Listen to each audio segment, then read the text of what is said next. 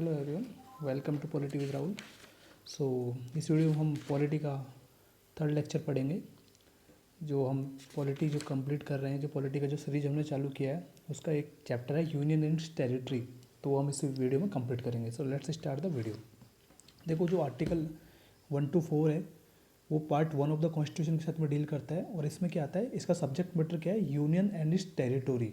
इसमें यूनियन और उसके टेरिटोरी के बारे में बात करेंगे। और आर्टिकल 1 से 4 उसके बारे में आपको बताता है। और ये कौन से पार्ट में आता है, पार्ट 1 में आता है। देखो, जो पार्ट 1 क्या बताता है, पार्ट 1 ये बोलता है कि जो भारत है, that is India, that is Bharat is A union of states. हमारा देश क्या है, यूनियन ऑफ स्टेट है, rather than the federation of the states. हम फेडरेशन ऑफ द स्टेट में नहीं है, हम क्या है, यूनियन ऑफ द स्टेट्स हैं। देखो, इसका मतलब क्या होता है दोनों का, union of the states and federation of the states का। देखो, फेडरेशन ऑफ द स्टेट्स का मतलब ये होता है कि स्टेट अपना कॉन्स्टिट्यूशन बना सकता है और स्टेट अपनी मन मर्जी से कोई भी लॉ बना सकता है। स्टेट अपनी मन मर्जी से कुछ भी कर सकता है, मतलब उनके पास क्या होता है, पूरा पावर होता है। तो उसको बोलते हैं फेडरेशन ऑफ द स्टेट्स। लेकिन यूनियन ऑफ स्टेट्स का मतलब ये होता है कि स्टेट का अपना कॉन्स्टिट्यूशन नहीं होता, उनको सेंट्रल गवर्नमेंट के अकॉर्डिंग चलना पड़ता है। और सेंट्रल गवर्नमेंट के जितने भी लॉ एंड रेगुलेशंस हैं उन सबको उनको फॉलो करना पड़ता है। तो हमारा इंडिया जो है, हमारा जो कंट्री हो गया, यूनियन ऑफ द स्टेट्स है rather than federation of the states. लेकिन जो अपने वर्ल्ड में जो और कंट्रीज हैं, लाइक जैसे अमेरिका है, अमेरिका क्या है, फेडरेशन ऑफ द स्टेट्स है। वहाँ पे उनके स्टेट का अलग कॉन्स्टिट्यूशन होता है और उनका जो यूनियन है उसका अलग कॉन्स्टिट्यूशन होता है। तो देखो, अब एक्चुअली क्या हुआ था कि कुछ लोग उस टाइम ये था कि कुछ लोग बोल रहे थे कि हम हमारे देश को, जैसे वहाँ के उस टाइम क्या थे, हम ब्रिटिश के अंडर में थे। तो ब्रिटिश बोल रहे थे कि आप आपका देश का नाम इंडिया रखो, लेकिन हम हमारे कल्चर नहीं बोले, हमने बोला कि हम हमारे देश का नाम भारत रखेंगे। तो फिर इन दोनों को मिक्स कर दिया और हमारे जो कॉन्स्टिट्यूशन फाउंडर्स थे, जो कॉन्स्टिट्यूशन के जो फादर्स थे, उन्होंने दोनों को इस आर्टिकल में ऐड कर लिया कि Bharat, India, that is Bharat. तो मतलब भारत और इंडिया दोनों क्या हुआ, एक ही हो गया। तो ये आता है आर्टिकल 1 में बताया गया। अब बात करते हैं अपने पास। देखो, आर्टिकल 1 में क्या क्या बताया गया है। इंडिया की टेरिटरी के बारे में बताया गया कि इंडिया की टेरिटरी में 3 चीज़ आती हैं। टेरिटोरीज ऑफ द स्टेट्स आती हैं, स्टेट का टेरिटोरीज आता है, यूनियन टेरिटोरीज आती हैं। और जो भी इंडिया के जो भी टेरिटोरीज जो गवर्नमेंट ऑफ इंडिया एक्वायर करने वाला है फ्यूचर में, वो भी इसमें कंसिडर होती हैं। तो ये 3 तरह की टेरिटोरीज आती हैं किसमें, according to the article 1 of the Indian constitution. तो अभी देखो अपने पास कितने हैं, हमारे पास अभी फिलहाल में एट प्रेजेंट हमारे पास कितने 28 स्टेट्स हैं और 8 के अपने पास यूनियन टेरिटरीज हैं, यूटीज हैं। अभी 2 नई यूटीज बनी है, 2 उसका नाम है, एक तो लद्दाख बना है और एक JNK बना है। अभी देखो, हमारा इंडियन क्या सॉवरन स्टेट है, हमारा कंट्री सॉवरन स्टेट है। इसका मतलब होता है कि India can acquire foreign territories according to the modes recognize by the international law. मतलब जो भी इंटरनेशनल लॉ है उसके विद इन में रह के इंडिया कोई भी फॉरेन टेरिटोरी क्या कर सकता है, एक्वायर कर सकता है। जैसे सेशन, मतलब कोई भी ट्रीटी हुई है, जैसे 2 देश के बीच में ट्रीटी होती है कि ये लैंड आप एक्वायर कर लो, इसके बदले हमको ये दे दो। तो अगर कोई ट्रीटी हुई है उसके उसके बदले में इंडिया, या फिर कोई गिफ्ट दे रहा है कोई कंट्री, या फिर हम परचेज कर रहे हैं, या फिर हम लीज पे ले रहे हैं, तो उन सब चीज़ों से इंडिया कोई भी फॉरेन टेरिटोरी को क्या कर सकता है, एक्वायर कर सकता है। अब देखो, आर्टिकल 2 के बारे में बात करते हैं। आर्टिकल 2 क्या करता है, article 2 empower the parliament to admit into the union of India और establish new state on such term and condition as it think fit. Thus article 2 grant 2 power to the parliament. तो article जो 2 है वो parliament को 2 power देता है। Power to admit into the union of India new state. जो union of India है उसमें नए स्टेट बना सकता है, एक तो ये पावर देता है। एक power to establish new states, मतलब एक तो एडमिट करने की पावर देता है, एक इस्टेब्लिश करने की पावर देता है। कि एक तो आप नए स्टेट बना सकते हो, ये एडमिट करने की पावर देता है। एक नए स्टेट आप बना सकते हो, ये आप इस्टेब्लिश कर सकते हो, उसकी पावर देता है। तो 2 पावर देता है आर्टिकल 2। आर्टिकल 3, आर्टिकल 3 बताता है, और जो एक चीज़ इंपॉर्टेंट है इसमें आर्टिकल 2 में, आर्टिकल 2 रिलेट्स द एडमिशन और establishment of new state that are not part of the union of the India. जो यूनियन ऑफ द इंडिया के पार्ट नहीं है, अगर उसको उसके बाद अगर आपको कोई नया स्टेट बनाना है, तो उसमें वो पावर किसके पास में है, आर्टिकल 2 में जो लिखी गई है। आर्टिकल 3 में जो यूनियन ऑफ इंडिया के ही पार्ट हैं वो स्टेट्स, लेकिन उनको हमको रीऑर्गेनाइज करना है। जैसे किसी का किसी स्टेट में से दूसरा स्टेट बनाना है उस स्टेट में से ही, और या फिर किसी स्टेट की बाउंड्री चेंज करनी है, या फिर किसी स्टेट का नाम चेंज करना है, वो सब किस में आएगा, आर्टिकल 3 में आएगा। और लेकिन जो यूनियन ऑफ इंडिया का पार्ट नहीं है, अगर ऐसा कोई स्टेट बनाना है आपको, तो उसका किस में आएगा, आर्टिकल 2 में आएगा। अब देखो, parliament power to reorganisation the states. ये आर्टिकल 3 बताता है form of a new state by separation of the territory from any state. किसी भी स्टेट की जो टेरिटोरी है उसको आप सेपरेट कर दो और उसके बाद एक नया स्टेट बना दो। ये किसको, ये पार्लियामेंट पावर होती है according to the article 3। Increasing the area of the any state, किसी भी स्टेट का एरिया बढ़ा सकते हो according to article 3। Diminish the area of the any state, जो पार्लियामेंट है वो किसी भी स्टेट का एरिया कम कर सकता है। Alter the boundary of any state, किसी भी स्टेट की बाउंड्री अल्टर कर सकता है, चेंज कर सकता है parliament. And alter the name of the any state, किसी भी स्टेट का नाम बदल सकता है पार्लियामेंट। तो parliament has the power, parliament has all of these power according to the article 3 of the Indian constitution. अभी देखो जैसे आर्टिकल 3 के अकॉर्डिंग अगर जैसे पकड़ लो, जैसे राजस्थान हुआ, राजस्थान स्टेट की कुछ बाउंड्री चेंज करनी है पार्लियामेंट को, तो पार्लियामेंट क्या करेगा, पहले उसकी प्रेसिडेंट से रिकमेंडेशन लेनी पड़ेगी। प्रेसिडेंट साहब को क्या करना पड़ेगा, प्रेसिडेंट साहब को जो उस पर्टिकुलर स्टेट का जो स्टेट लेजिस्लेचर है वहाँ पे उससे परमिशन लेनी पड़ेगी। स्टेट लेजिस्लेचर को बताना पड़ेगा, अपने व्यू बताने पड़ेंगे, उनको बताना पड़ेगा कि हम आपके स्टेट की ये बाउंड्री हम चेंज कर रहे हैं। तो स्टेट लेजिस्लेचर को भी with in the specified period reply करना पड़ेगा। जैसे सपोज 30 डेज के अंदर स्टेट लेजिस्लेचर को रिप्लाई करना पड़ेगा और उसके बाद में वो हो सकता है। लेकिन ये बाउंड नहीं है कि जो प्रेसिडेंट है वो बाउंड नहीं है कि स्टेट लेजिस्लेचर की उनको सुननी पड़ेगी, ऐसा कुछ नहीं है। अगर स्टेट लेजिस्लेचर बोल देता है कि नहीं हमको हमारे स्टेट की बाउंड्री चेंज नहीं करनी, तो इसका मतलब ये नहीं है कि उस स्टेट की बाउंड्री चेंज नहीं होगी। वो जस्ट एक ओपिनियन लेते हैं स्टेट लेजिस्लेचर से, लेकिन जो फाइनल डिसीजन होता है वो किसका होता है, प्रेसिडेंट का और पार्लियामेंट का ही होता है। तो फिर प्रेसिडेंट ने रिकमेंडेशन दे दी अपनी उसको चेंज करने की, तो उसके बाद वो पार्लियामेंट में चला जाता है दोबारा से और फिर सबकी सहमति हो जाती है और एक जो सिंपल मेजोरिटी होती है उससे वो बिल क्या हो जाता है, पास बन जाता है और फिर उस पर प्रेसिडेंट अपना साइन कर देता है तो एक्ट बन जाता है और फाइनली उस स्टेट की बाउंड्री चेंज हो जाती है। तो ऐसे इसमें क्या होता है, बाउंड्री चेंज होती है। तो इसमें स्टेट लेजिस्लेचर का कोई रोल नहीं होता, बस उनको अपना ओपिनियन देना होता है, उनको अपना व्यू देना होता है within the specified period. देखो आगे देखते हैं। हाँ देखो एक और इम्पोर्टेंट चीज़, India according to its will and जो टेरिटोरियल इंटीग्रिटी है और जो continuous existence of any state है उसको कोई कॉन्स्टिट्यूशन गारंटी नहीं दे सकता। मतलब कॉन्स्टिट्यूशन में जैसे किसी स्टेट है, किसी स्टेट की जैसे अपन सपोज करो बाउंड्री है 5000 किलोमीटर की, तो ये constitution of the India guarantee नहीं दे सकता कि उसकी स्टेट की बाउंड्री 5000 किलोमीटर की रहेगी। पार्लियामेंट के पास वो पावर है, उस बाउंड्री को 5000 की जगह 4000 भी कर सकता है, 5000 की जगह 6000 भी कर सकता है। तो ये कॉन्स्टिट्यूशन ऑफ इंडिया उस चीज़ की क्या देता है, गारंटी नहीं दे सकता। इसलिए हम इंडिया को बोलते हैं indestructible union of destructible states. मतलब जो हमारे यूनियन है वो इनडिस्ट्रक्टेबल है, मतलब हम यूनियन को डिस्ट्रॉय नहीं कर सकते, लेकिन जो यूनियन है वो स्टेट को क्या कर सकता है, डिस्ट्रॉय कर सकता है, उनको क्या कर सकता है, डिस्ट्रैक्ट कर सकता है। लेकिन जो ये अपोजिट होता है किस केस में, जैसे अमेरिका वाले केस में ये अपोजिट होगा। अमेरिका में क्या होगा, अमेरिका में होगा indestructible union of indestructible states. मतलब वहाँ का यूनियन भी क्या होता है, इनडिस्ट्रक्टेबल होता है और वहाँ के स्टेट भी क्या होते हैं, इनडिस्ट्रक्टेबल होते हैं। तो अभी फिर अगला क्वेश्चन ये अराइज होता है कि जो पार्लियामेंट के पास चलो स्टेट की तो पावर है कि वो स्टेट की बाउंड्री चेंज कर सकता है, स्टेट का नाम चेंज कर सकता है, उनकी एरिया को कम ज़्यादा कर सकता है, लेकिन क्या स्टेट के पास, पार्लियामेंट के पास इतनी पावर है कि वो किसी फॉरेन कंट्री को अपनी लैंड एक्वायर दे सकता है। मतलब कोई भी फॉरेन कंट्री उसको अपनी लैंड दे सकता है? नहीं, पार्लियामेंट के पास वो पावर नहीं है। वो सुप्रीम कोर्ट ने क्लियर कर दिया था सुप्रीम कोर्ट ने क्लियर कर दिया था 1960 में कि पार्लियामेंट के पास ऐसी कोई पावर नहीं है कि वो अपनी जो भी इंडिया की जो लैंड है उसको किसी फॉरेन कंट्री को दे दे या फिर उसकी परमिशन दे दे। उसके लिए क्या होगा, प्रॉपर कॉन्स्टिट्यूशन अमेंडमेंट होगा। लेकिन अगर इंडिया की बात करें तो इंडिया के विद इन द स्टेट अगर कोई चेंज होता है, स्टेट की कोई बाउंड्री में चेंज होता है, तो उसके लिए कोई अमेंडमेंट की जरूरत नहीं होती। वो सीधा सीधा ऐसे ही नॉर्मल सा बिल पास होता है, उससे सीधा सीधा वो स्टेट की बाउंड्री वगैरह चेंज हो जाती है, उसमें किसी अमेंडमेंट की जरूरत नहीं होती। लेकिन अगर आप फॉरेन कंट्री को अगर अपनी कोई लैंड दे रहे हो तो उसके लिए क्या होगा, प्रॉपर अमेंडमेंट होगा कॉन्स्टिट्यूशन का। जैसे हुआ था बेरूबेरी यूनियन केस में हुआ था 1960 में। एक्चुअली क्या हुआ था कि जैसे इंडिया और आपको पता है इंडिया और पाकिस्तान की जो बाउंड्री है वो किससे, रेड क्लिफ लाइन से डिवाइडेड है। तो क्या हो गया था कि थोड़ा एरर था रेड क्लिफ लाइन में और मैप में थोड़ा एरर दिखा रहा था। तो इंडिया ने जो बेरूबेरी यूनियन था जो वेस्ट बंगाल में था वो पाकिस्तान को दे दिया था। तो बहुत बड़ी कंट्रोवर्सी क्रिएट हो गई थी कि इंडिया ऐसे ही अपनी ज़मीन कैसे दे सकता है, इनके पास इतनी पावर कहाँ से आ गई। तो उसके बाद में वो चीज़ सुप्रीम कोर्ट में गई। तो सुप्रीम कोर्ट ने बोला कि पार्लियामेंट के पास एब्सोल्युटली पावर नहीं है कि वो अपनी इंडिया की टेरिटरी को किसी दूसरे देश को दे दे।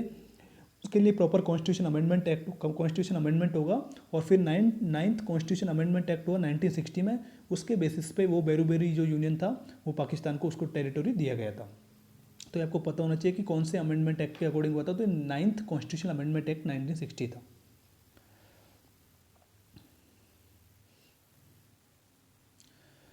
आगे देखते हैं। अभी देखो एक एक तो ये हो गया, एक और केस है कि इंडिया बांग्लादेश का भी एक लैंड एग्रीमेंट हुआ था 1974 में। तो इसमें क्या हुआ था एक्चुअली कि जैसे एनक्लेव होते हैं, एनक्लेव का मतलब क्या होता है कि जैसे इंडियन टेरिटरी में बांग्लादेश का एनक्लेव, जैसे ये इंडिया हो गया, इसके अंदर बांग्लादेश का एनक्लेव हो गया, और जैसे ये बांग्लादेश हो गया, इसमें क्या हो गया, इंडिया के एनक्लेव हो गया। ठीक है। तो मतलब क्या होता है कि कंट्री के अंदर एनक्लेव बना हुआ है। मतलब एनक्लेव का मतलब होता है कि एनक्लेव के चारों तरफ क्या होगा, जो टेरिटरी होगी वो दूसरे कंट्री की होगी, उस कंट्री की नहीं होगी, तो उसको बोलते हैं एनक्लेव। तब हुआ क्या था कि इंडिया के जो इंडिया के अंदर थे बांग्लादेश के 111 एनक्लेव। मतलब इंडिया में जो वेस्ट बंगाल हो गया, आसाम हो गया, मेघालय हो गया, इन सब स्टेट के अंदर क्या था, 111 एनक्लेव थे बांग्लादेश के। और जो बांग्लादेश था उसके अंदर इंडिया के एनक्लेव थे 51 एनक्लेव।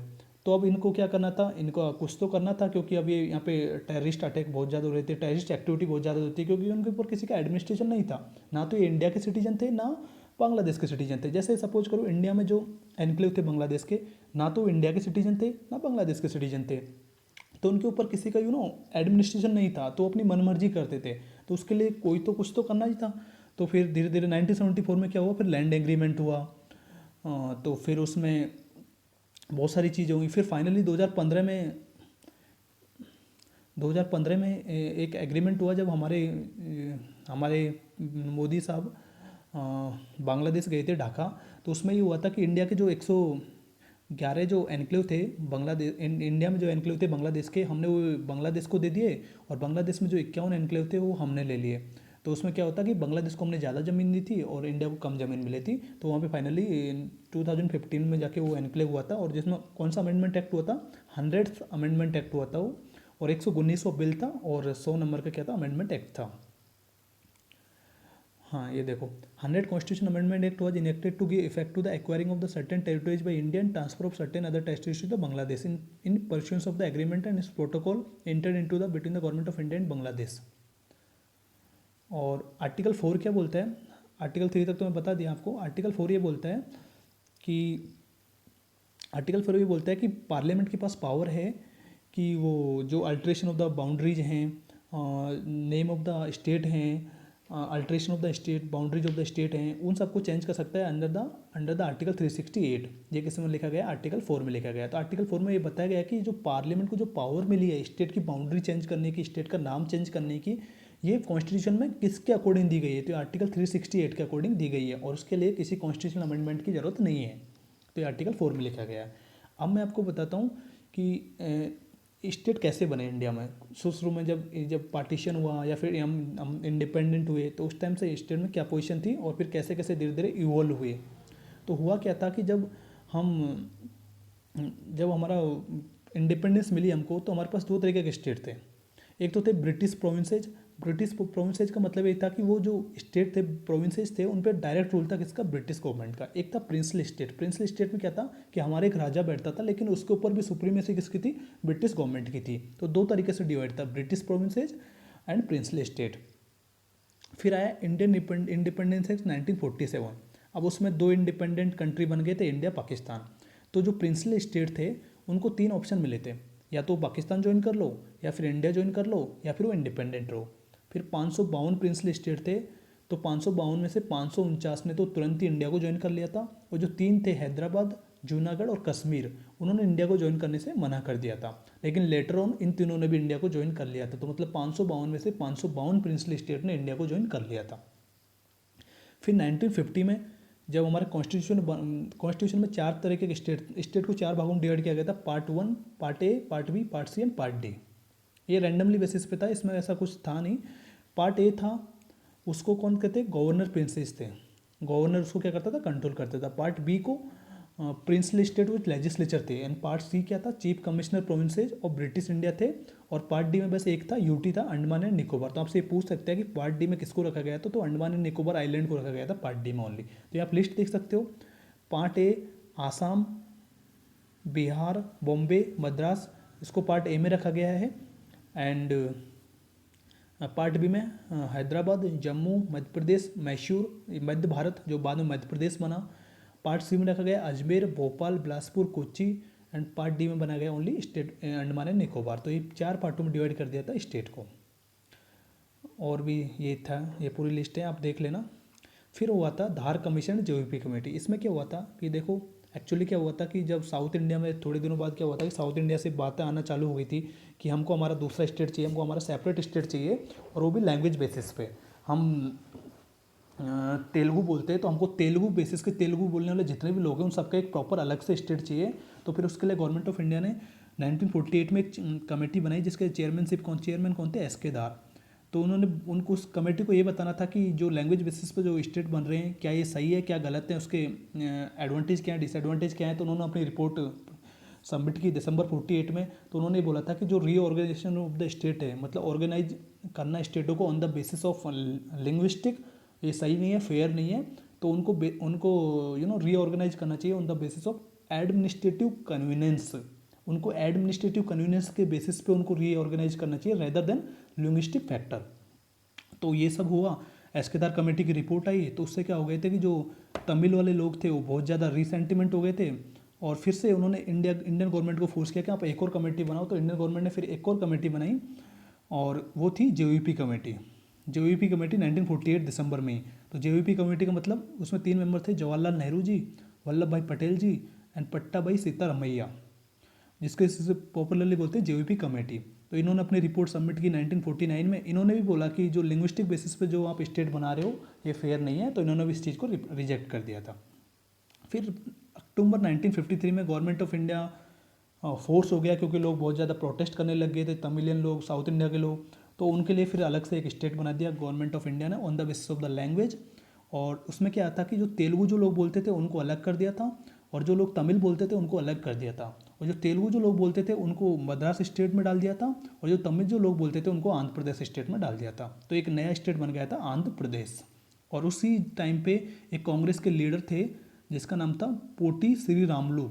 उन्होंने 56 दिन तक हंगर स्ट्राइक किया था। वो 56 दिन तक भूखे रहे थे, 56 डेज तक, और उनकी डेथ हो गई थी। तो ये भी कभी कभी एग्जाम पूछ लेता है कि कांग्रेस लीडर का नाम क्या था। तो उनका नाम था पोटी श्रीरामुलु। फिर आई थी फैजल अली कमीशन। फैजल अली कमीशन में क्या हुआ था कि आंध्र प्रदेश तो बन गया, लेकिन आंध्र प्रदेश बनने के बाद क्या हो कि और जो लैंग्वेज बोलते थे अब वो लोग भी प्रोटेस्ट करने लग गए। वो लोग भी बोलने लगे कि अगर Andhra Pradesh on the basis of language state बन सकता है तो वाई नॉट अस, हमको भी on the basis of the language नया स्टेट डिक्लेयर मिलना चाहिए। तो फिर गवर्नमेंट ऑफ इंडिया ने एक कमेटी बनाई 3 मेंबरों की, जिसमें चेयरमैन थे फैजल अली, और 2 मेंबर होते उसके के एम पानिक्का एंड एच एन खुंजूरू। तो इन्होंने बोला कि दोबारा, इन्होंने फिर सितंबर 1955 में अपनी रिपोर्ट सबमिट कर दी, और इन्होंने बोला था कि language as the basic of the reorganisation of the state इन्होंने एक्सेप्ट कर लिया था। बट इन्होंने रिजेक्ट कर दी थी थ्योरी 1 लैंग्वेज 1 स्टेट की, आप तमिल वालों के लिए एक स्टेट, तेलुगु वालों के लिए अलग स्टेट। इन्होंने इस थ्योरी को रिजेक्ट कर दिया था, लेकिन लैंग्वेज के बेसिस पे स्टेट बनाना ये इन्होंने एक्सेप्ट कर लिया था। ये इन्होंने बोल दिया था कि आप बना सकते हो। लेकिन इसके पीछे व्यू क्या था कि 1 लैंग्वेज 1 स्टेट नहीं होना चाहिए, क्योंकि इससे unity of the India harm होती है, इंडिया की यूनिटी हार्म होती है। तो आपको इंडिया की यूनिटी मेंटेन रखनी है, और इसलिए आपको 1 state 1 language 1 state policy follow नहीं करनी। आप on the basis of the language आप स्टेट बना सकते हो, but without harming the unity of the country. तो ये 4 चीज़ थी जो इसमें दिखाई थी रीऑर्गेनाइजेशन ऑफ द स्टेट। फिर 4 फैक्टर कंसिडर किए गए थे। Preservation and strengthening of the unity and security of the country. Country की यूनिटी एंड सिक्योरिटी को हमको प्रिजर्व करना है। Linguistic and cultural homogeneity, linguistic and cultural homogeneity को मेंटेन रखना है। Financial, economic and administrative consideration, financial, economic and administrative consideration को पकड़ के चलना है। And planning and promotion of the welfare of the people in each state. जो भी हर एक स्टेट में हमको लोगों को वेलफेयर और लोगों की प्रमोशन के लिए हर एक चीज़ पे ध्यान देना है, हमको उनकी प्लानिंग पे भी ध्यान देना है। तो ये सारी चीज़ें फैक्टर कंसिडर हो गई थी, और on the basis of the language हमारे स्टेट बनना चालू हो गए थे। तो फिर कमेटी ने सजेस्ट किया, तो जो हमारा जो 4 फोल्ड क्लासिफिकेशन था, जिसमें part A, part B, part C, part D था जो मैंने आपको बताया था, उसको एबोलिश कर दिया था, और हमारे 16 स्टेट बन गए थे और 3 सेंट्रली एडमिनिस्ट्रेटिव टेरिटरीज बन गई थी। तो फिर गवर्नमेंट ऑफ इंडिया ने एक रीऑर्गेनाइजेशन स्टेट आ गया था, स्टेट रीऑर्गेनाइजेशन एक्ट आ गया था 1956 में। And the 7th constitutional amendment act, जो part A and part B थे वो दोनों हटा दिए थे और पार्ट सी को एबोलिश कर दिया था। और कुछ पार्ट सी में जो स्टेट थे उनको किसी को मर्ज कर दिया किसी के साथ में, किसी को यूनियन टेरिटरी बना दिया। और फाइनली फिर जब हमारा स्टेट रीऑर्गेनाइजेशन हो गया था 1956 में, उसके बाद में ऐसे दिखने लगा हमारा देश। स्टेट थे इसमें आंध्र प्रदेश, आसाम, बिहार, बॉम्बे, जम्मू कश्मीर, केरला, मध्य प्रदेश, मद्रास, मैसूर, उड़ीसा, पंजाब, राजस्थान, उत्तर प्रदेश, वेस्ट बंगाल।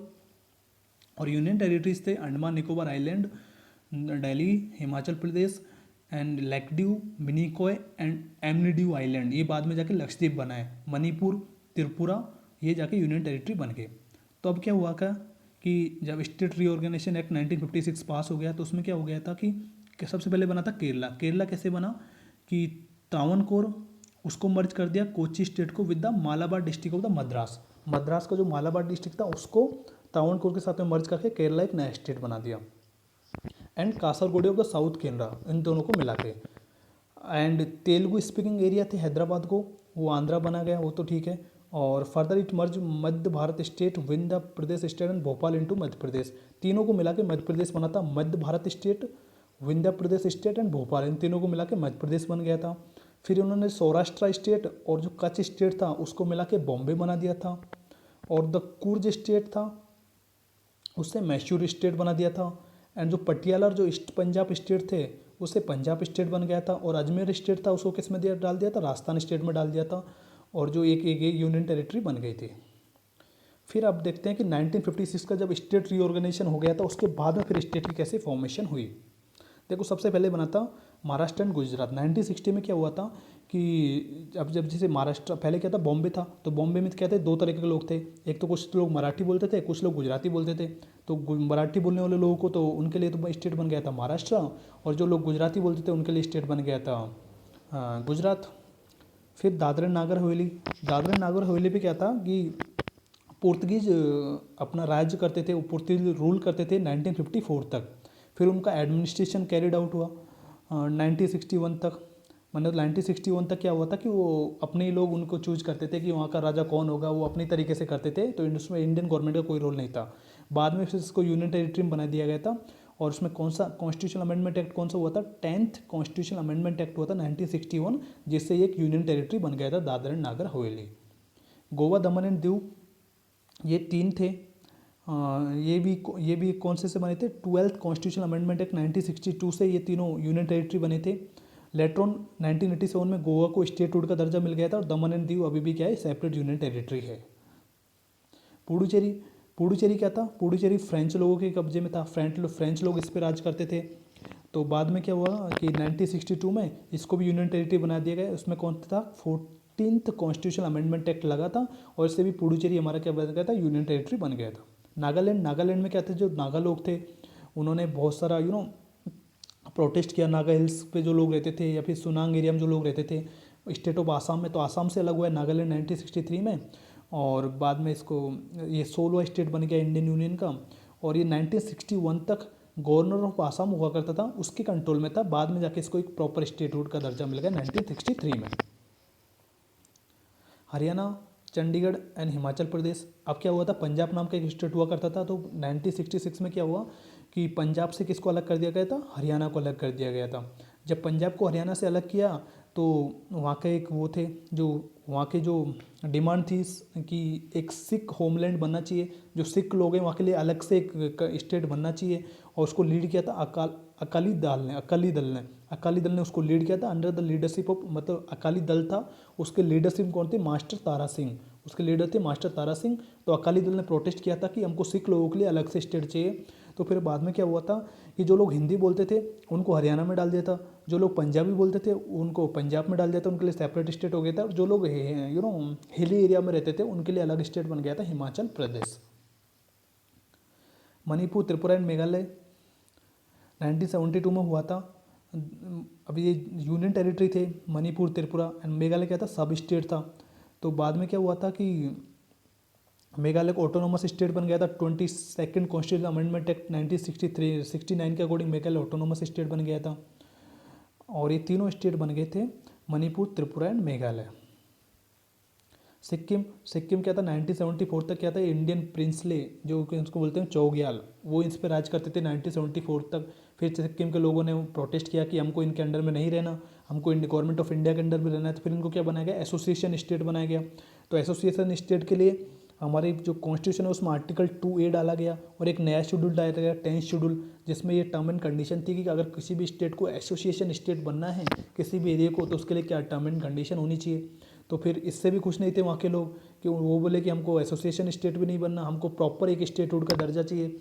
तो बाद में फिर 1975 में 36 कॉन्स्टिट्यूशन अमेंडमेंट एक्ट हुआ और उसके बाद में सिक्किम को एक फुल फ्लैज्ड स्टेट बना दिया गया 1975 में। और ये हमारा बना था 22वां स्टेट बना था हमारी कंट्री का, 22nd स्टेट बन गया। और जो The amendment amended the first and the fourth schedule to the constitution and added a new article, Article 371F to provide for certain special provision with respect to the administration of the Sikkim। और जो article 2A बना था और जो 10th schedule add किए थे उसको भी रिपील कर लिया गया था। आर्टिकल 35 कॉन्स्टिट्यूशन अमेंडमेंट 1974 के अकॉर्डिंग वो भी रिपील हो गया था। फिर बने मिजोरम, अरुणाचल प्रदेश एंड गोवा 1987 में, ये तीनों बने। ये मिजोरम हमारा 23rd स्टेट था, अरुणाचल प्रदेश बना 25th एंड गोवा बना 26 स्टेट। तो ये तीनों स्टेट भी बन गए थे 1987 में। फिर छत्तीसगढ़, उत्तराखंड, झारखंड बने 2000 में। छत्तीसगढ़ किससे अलग हुआ था, MP से अलग हुआ था। उत्तराखंड अलग हुआ था UP से, एंड झारखंड अलग हुआ था किससे, बिहार से अलग हुआ है। तो 26, 27, 28 ये इंडियन स्टेट बन गए थे। 26 नंबर का था छत्तीसगढ़, 27 नंबर का था उत्तराखंड और 28 नंबर का था झारखंड। फिर बाद में तेलंगाना बना 2014 में, जो हमारा 29th का स्टेट था, जो आंध्र प्रदेश से अलग हो गया था। और तेलंगाना 2014 में एक नया स्टेट बन गया था। अब देखो कुछ स्टेट के नाम चेंज हुए हैं, जैसे उत्तर प्रदेश था 1950 में यूनाइटेड प्रोविंसेज नाम हुआ करता था, बाद में इसको 1950 में इसका नाम उत्तर प्रदेश रख दिया गया था। और जो मद्रास था 1969 में इसका नाम क्या रख दिया गया था, तमिलनाडु रख दिया गया था। पहले इसका नाम क्या था, मद्रास था। 1973 में जो मैसूर नाम का स्टेट हुआ करता था उसका नाम कर्नाटका रख दिया गया था। और सेम ईयर में जो लेकड्यू, मिनिकॉय, एमनीड्यू आइलैंड थे इसको लक्षद्वीप रख दिया गया था इनका नाम। 1992 में जो यूनियन टेरिटरी ऑफ दिल्ली है इसका नाम रख दिया गया national capital territory of the Delhi रख दिया गया। और 1990 और 2006 में जो उत्तरांचल था इसका नाम रख दिया गया उत्तराखंड। और जो पौंडीचेरी था इसका नाम रख दिया गया पुडुचेरी। और 2011 में जो उड़ीसा था पहले से, अभी ये बन गया उड़ीसा। तो ये नाम भी चेंज हुए हैं, ये भी आपको पता होना चाहिए। तो this is all about union and its territory. This is the part 5, this is the chapter 5 of the Laxmikant, Indian polity by Laxmikant. So thank you for watching the video. Please share the video and God bless you all.